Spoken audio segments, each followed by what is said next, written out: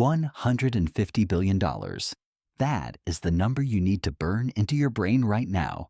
That is the current market capitalization of the Walt Disney Company. It is a number so large, it ceases to be money and starts becoming gravity, a financial black hole that sucks in everything from your childhood nostalgia to your monthly streaming budget. But before you picture the Magic Kingdom as this inevitable glittering destiny, I want you to look at the reality. This empire wasn't built on pixie dust. It was built on panic. It was built on a series of financial suicides that would make a Las Vegas degenerate look like a prudent accountant. And it all started with a guy who was technically homeless, eating beans out of a can and drowning in failure.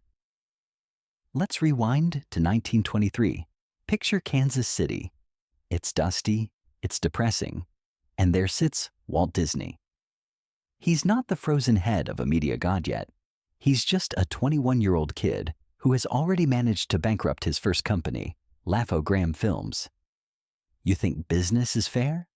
You think talent rises to the top? Walt had talent coming out of his ears, and all it got him was a one-way ticket to insolvency. He wasn't just broke. He was selling his camera to buy a train ticket to Hollywood broke. He arrives in Los Angeles with $40 in his pocket and a half-finished reel of film. That's it. That's the seed capital for the most powerful media conglomerate in human history. $40. So he scrapes together a studio in his uncle's garage, because of course it's a garage, the classic altar where American dreamers go to pray for salvation, and he finally lands a hit. It's a character called Oswald the Lucky Rabbit. Universal Pictures loves it. The money starts trickling in. Walt thinks he's made it. He thinks the system works. Oh, you sweet summer child. In 1928, Walt travels to New York to renegotiate his contract with his distributor, Charles Mintz. Walt walks into that office expecting a raise, a handshake, maybe a cigar. Instead, he walks into an ambush. Mintz looks him dead in the eye and tells him, "I don't just own the distribution rights, Walt. I own the rabbit. And oh, by the way, I hired all your animators behind your back. They work for me now." Boom. Knife in the back. Twist. Pull. It was a corporate decapitation. Walt didn't just lose a character. He lost his entire workforce and his primary source of income in a single afternoon. The lesson was brutal, and it scarred him for life. If you don't own the intellectual property, you're nothing. You are a surf painting on someone else's canvas. Now imagine the train ride back to California. 3 days of humiliating silence. Most men would have jumped off the train. Most men would have gone back to the farm. But Walt? He sits there seething, his brain boiling with a mix of rage and desperation. He needs a new character, not because he's inspired, but because he's cornered. He starts sketching. He shrinks the ears of the rabbit, rounds out the belly, and turns it into a mouse. Mortimer Mouse. His wife, Lillian, probably saving the company right then and there, tells him Mortimer sounds like a pompous jerk and suggests Mickey. Fine. Mickey it is, but having a mouse isn't enough. Silent films are dying. The Jazz Singer just came out, and audiences are losing their minds over synchronized sound. The industry experts, the smart money, said sound in cartoons was a gimmick. It was expensive, it was technically impossible, and nobody cared. Walt didn't listen. He looked at his dwindling bank account and decided to push all his chips into the center of the table. He produced Steamboat Willie. You have to understand the absurdity of this gamble. He had to sell his car. He had to mortgage everything. He drove the studio into debt to record a synchronized soundtrack with a 17-piece orchestra costing a fortune he didn't have. He was literally betting the roof over his head on a black and white rodent playing a cow's teeth like a xylophone. If the projector jammed on premiere night, if the audio fell out of sync by half a second, if the audience didn't laugh, Disney creates a crater in the ground and vanishes. It wasn't a business plan. It was a plea for a miracle. But when that whistle blew on screen and the sound matched perfectly, the audience didn't just clap. They roared. The mouse wasn't just a cartoon. He was the first piece of gold in the foundation of the empire. But don't get comfortable, because Walt is about to make a mistake so big, they named it after him. We are now in the 1930s. The Great Depression is tearing the global economy to shreds. Stockbrokers are jumping out of windows. Families are boiling shoe leather for dinner, and the entire world is covered in a thick, gray blanket of misery. It is the absolute worst time in human history to launch a luxury product. So naturally, Walt Disney decides this is the perfect moment to light a pile of money on fire. By this point, Mickey Mouse is a star. The studio is safe. The smart business move, the move any MBA graduate would tell you to make, is to coast. Keep cranking out the 6-minute shorts. Keep selling the plush dolls and ride out the storm. But Walt? Walt is bored. He looks at his short cartoons and sees them for what they are. Fillers. Appetizers. He wants to serve the main course. He gets this maniacal idea to make a feature-length animated movie. A full 90 minutes of hand-drawn emotional manipulation. He calls it Snow White and the Seven Dwarfs. Hollywood looked at him and laughed. They didn't just whisper. They openly mocked him. The industry trade papers nicknamed the project Disney's Folly.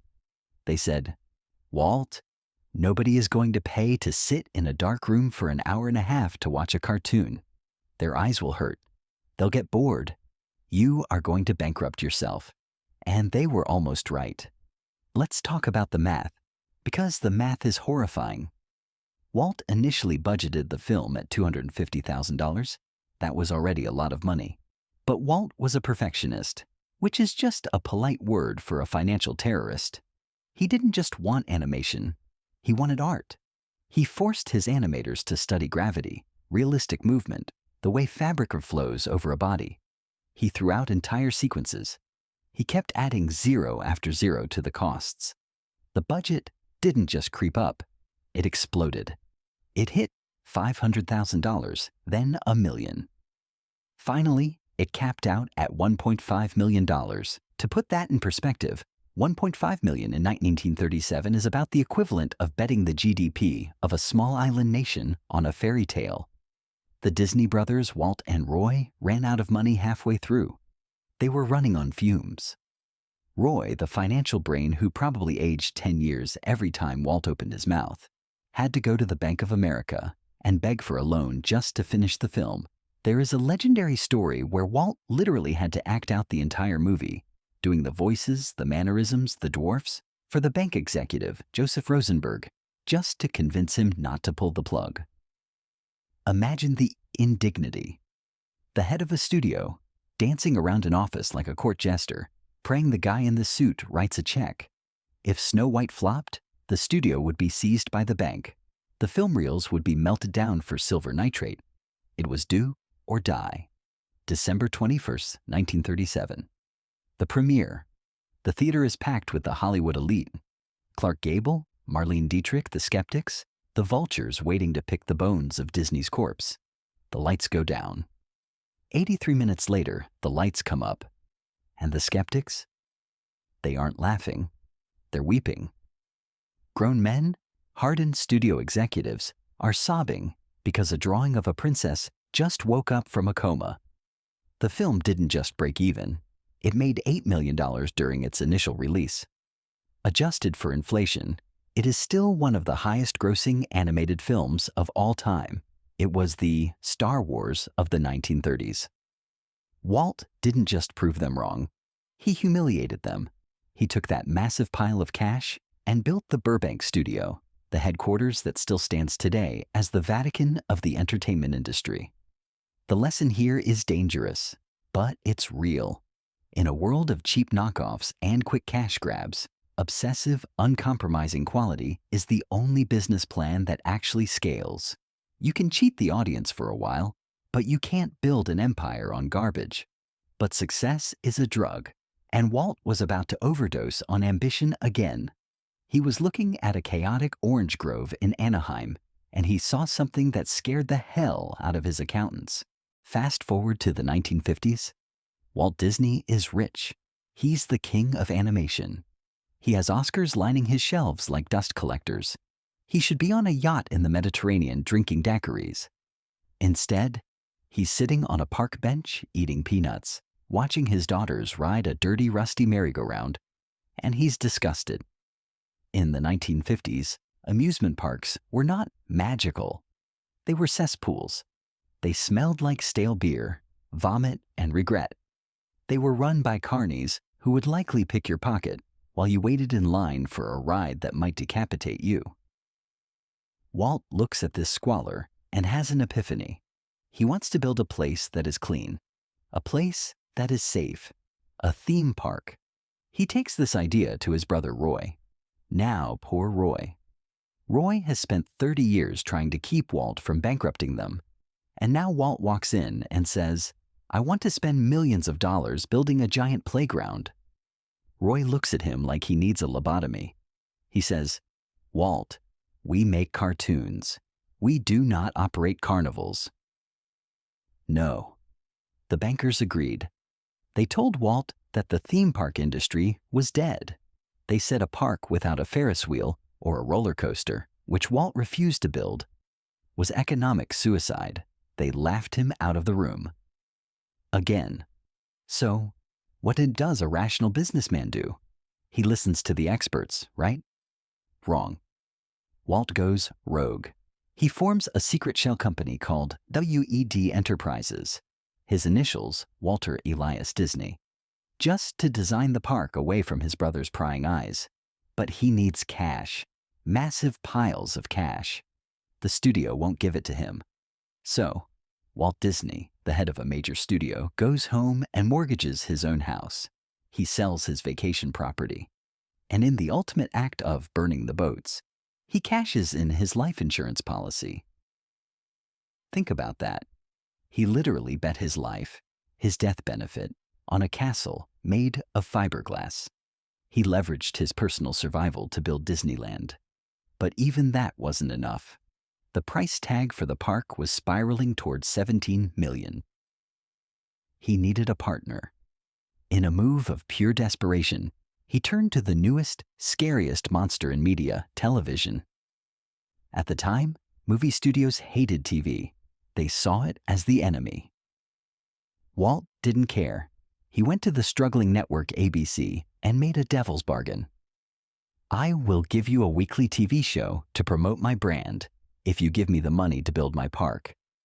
It was genius. He used the TV show to run hour-long commercials for the park that didn't exist yet. He brainwashed an entire generation of children into needing to go to Disneyland before the concrete was even poured. July 17th, 1955. Opening day. Black Sunday. It was a disaster of biblical proportions. The asphalt was so fresh and hot that women's high heels were sinking into the street like they were walking in quicksand. The plumbers had gone on strike, forcing Walt to choose between working toilets or working water fountains. He chose the toilets, so people were passing out from heat stroke, thinking it was a ploy to sell Pepsi. It was chaos. It was a mess. But the next day, the people came back, and they kept coming. They brought their wallets, and they emptied them with a smile. Disneyland didn't just make money. It changed the physics of the company. Before this, Disney was a movie studio. You hunt for food, you eat, you starve until the next hunt. After Disneyland, Disney became an ecosystem. The movie sells the ticket to the park sells the plush toy, the toy reminds you to watch the movie. It was a perpetual money machine. Walt had built a trap that families would happily walk into for the next century. But empires die when the emperor dies. And in 1966, the lungs that smoked a pack a day finally gave out. Walt was gone, and the wolves were starting to circle.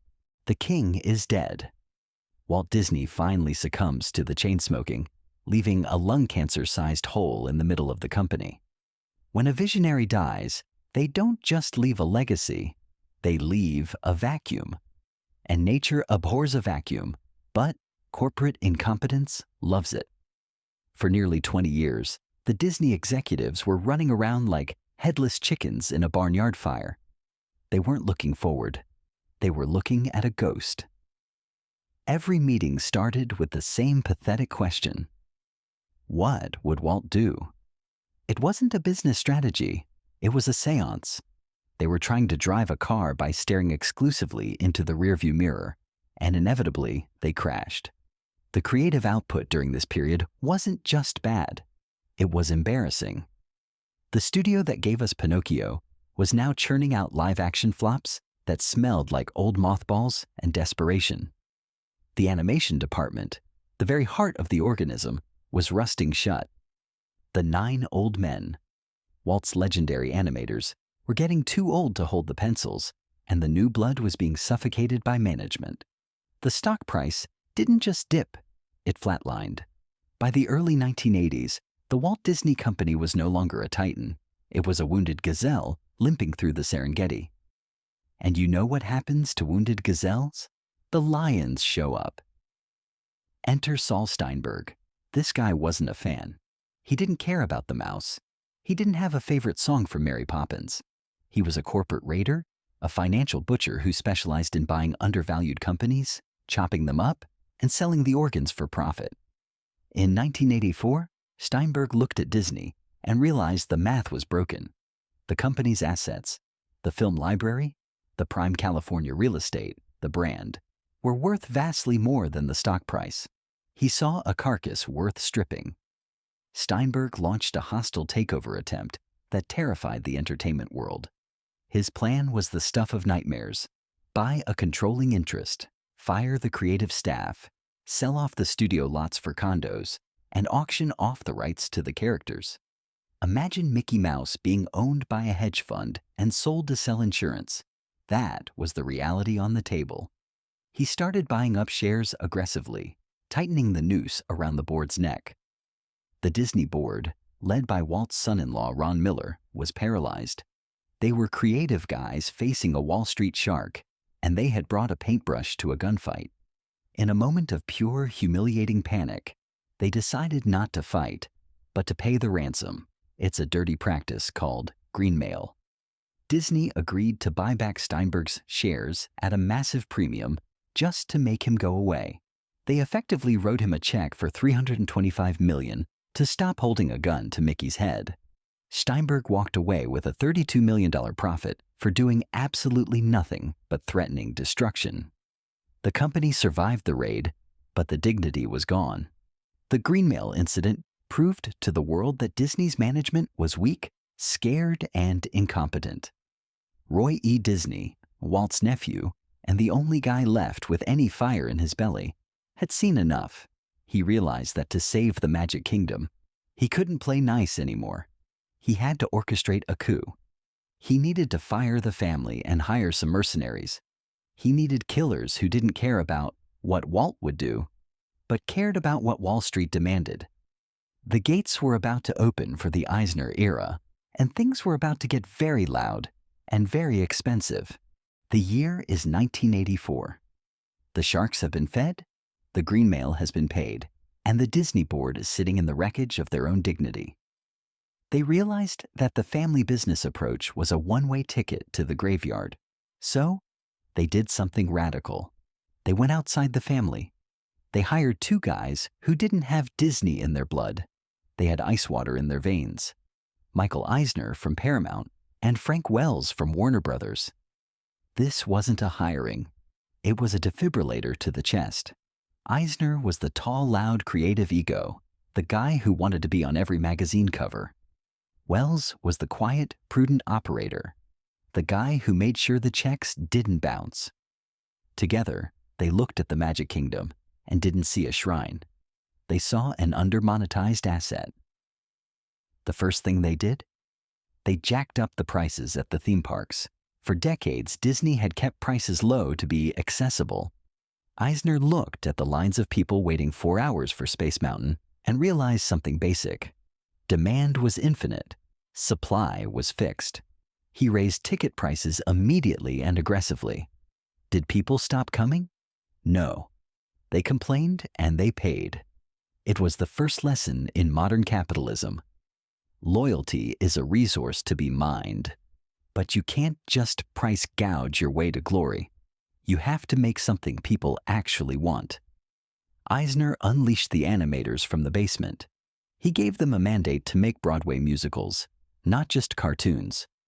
The result was the Disney Renaissance. The Little Mermaid, 1989, Beauty and the Beast, 1991, Aladdin, 1992, and the nuclear bomb of animation, The Lion King, 1994. These weren't just movies, they were cultural events. The Lion King alone generated $1 billion in profit when you count the lunchboxes, the pajamas, and the inevitable Broadway show. The stock price didn't just recover, it went vertical. The mouse was roaring again, but Eisner wasn't satisfied with just making hits. He looked at the media landscape and saw a terrifying future. Cable TV was exploding. If you only made the content, you were at the mercy of the people who owned the channels. Eisner decided he didn't want to be a tenant anymore. He wanted to be the landlord. In 1995, Disney announced the acquisition of Capital Cities, ABC. The price tag? $19 billion. At the time, it was the second largest corporate takeover in U.S. history. Wall Street gasped. Critics said he was crazy. Why would a movie studio buy a boring broadcast TV network? It seemed like a mismatch, but hidden inside that deal was a little cable sports channel called ESPN. At the time, it was just a nice bonus. In reality, it was the golden goose. For the next 20 years, ESPN would become a cash cow that generated billions in carriage fees, effectively subsidizing every other mistake Disney made. Eisner had accidentally bought the most profitable cable network on the planet while trying to buy a broadcast dinosaur. By 1996, the transformation was complete. Disney was no longer just a studio. It was a media conglomerate. It owned the movies, the theme parks, the merchandise, and the television network that beamed it all into your living room. Eisner had built a fortress, but there is a tragedy to building a fortress. Once you're inside, you start to think you're invincible. And Michael Eisner, the savior, was about to stay at the party a little too long. The ego that saved the company was about to start suffocating it. By the mid-2000s, the Eisner empire was crumbling. The man who had saved the company had become the villain of his own movie. He was fighting with board members. He was fighting with Roy Disney again. And most dangerously, he was fighting with Steve Jobs. You do not fight with Steve Jobs. Disney had a distribution deal with Pixar, the studio that was actually making the hits, Toy Story, Finding Nemo, while Disney's own animation team was busy making forgettable garbage like Home on the Range. Jobs, knowing he held all the cards, told Eisner to take a hike. He was ready to walk away and take Pixar's magic with him. Enter Bob Iger. When Iger took the CEO throne in 2005, he didn't have an ego. He had a diplomacy handbook. He looked at the company and realized a terrifying truth. Disney Animation, the heart and soul of the brand, was dead. It was a zombie. The only characters kids cared about, Woody, Buzz, Nemo, belonged to Steve Jobs. If Pixar left, Disney would be left holding a bag of empty popcorn. So, Iger did the unthinkable. He went to Steve Jobs and effectively surrendered. He didn't just renew the distribution deal, he bought the whole company. In 2006, Disney bought Pixar for $7.4 billion in stock. Wall Street screamed. They said he overpaid. They said, "Bob, you just spent $7 billion on a lamp and a cowboy doll." But Iger knew he wasn't buying cartoons. He was buying a brain trust. He was buying John Lasseter and Ed Catmull to come in and perform open-heart surgery on Disney's creative culture. But Iger wasn't done shopping. He looked at the movie landscape and saw that the era of the movie star was dying. The new movie star was the franchise, the brand. He needed characters that could sell tickets in Tokyo, toys in Toledo, and streaming subscriptions in Timbuktu. He looked at Marvel Entertainment. In 2009, Marvel was doing okay, but it was still seen as a clubhouse for sweaty nerds. Iger dropped $4 billion to buy it. The cynicism was thick. Disney bought Marvel? What are they going to do? Put Mickey Mouse ears on Wolverine? It seemed like a culture clash from hell. But Iger saw a library of 5,000 characters that hadn't been exploited yet. He saw an infinite content engine. That $4 billion turned out to be the bargain of the century. The Avengers alone probably paid for the coffee machines at the office. Then he went for the trifecta. In 2012, he called up George Lucas. Now, buying Star Wars is like buying the Catholic Church. You don't just own it. You have to govern the believers. Iger wrote another check for $4 billion to acquire Lucasfilm. Think about the scale of this gamble. In the span of 6 years, Iger spent over $15 billion buying other people's ideas. He admitted that Disney couldn't create cool things anymore, so he just bought the people who could. It was the ultimate admission of creative defeat, but it was the greatest business victory of the modern era. By 2015, Disney didn't just have a good year at the box office. They were the box office. If you went to a movie theater, you were paying Bob Iger. Period. He had monopolized our collective imagination, but the biggest battle wasn't in the theaters. It was coming for your living room. We have arrived at the final act. The year is 2019. Bob Iger is looking at his empire, and for the first time in a decade, he sees a leak in the boat. A leak named Netflix. For years, Disney had been happily licensing its movies to Netflix, taking their cash and letting them build a massive customer base. It was easy money. But suddenly, Disney realized they were arming their own executioner. Netflix wasn't just a video store anymore. It was replacing the entire cable ecosystem. And remember that golden goose, ESPN? The one that printed money. Cord cutting was strangling it. The cable bundle was dying. And if Disney didn't pivot, they were going to die with it. So, Iger decided to go to war. But you don't go to war with a pea shooter. You go with a nuclear arsenal. He needed more content. He needed The Simpsons. He needed Avatar. He needed the X-Men to complete his Marvel collection. He needed 21st Century Fox. The price tag? Hold your breath. $71.3 billion. 71.3 billion. To put that in perspective, that is roughly the GDP of the entire country of Myanmar. Disney didn't just buy a studio. They annexed a territory. They bought Rupert Murdoch's legacy just to strip mine it for content to feed their new streaming service, Disney+. November 12th, 2019. The launch of Disney+. The stakes were absolute. If this failed, the stock would crash, the Fox debt would crush them, and the empire would crumble. But they had a secret weapon. A small green puppet with giant ears. Baby Yoda, Grogu, didn't just become a meme. He became the savior of the quarterly earnings report. Disney Plus hit 10 million subscribers in 24 hours. They hit their 5-year goal in 8 months. It was a blitzkrieg. So here we are. Look at the monster now. It started with a bankrupt artist in a garage sketching a rabbit he didn't even own. Today, Disney is not just a company. It is a nation-state. It creates our myths, Marvel. It raises our children, Pixar. It broadcasts our sports, ESPN. And it owns our nostalgia, Star Wars. It demands a tithe from your bank account every month for streaming and a mortgage payment if you want to take your family to the parks for a week. The irony? Walt Disney hated the suits. He hated the bankers. He just wanted to make art. But to protect that art, he built a machine. And that machine became so hungry, so massive, that it consumed everything in its path, including the very idea of an independent film studio. The $150 billion kingdom wasn't built on magic. It was built on risk. It was built on the terrifying willingness to bet the entire farm, over and over again, on the idea that people will always pay to escape reality. And looking at the numbers, they were right. We live in the house of mouse, and the rent is due.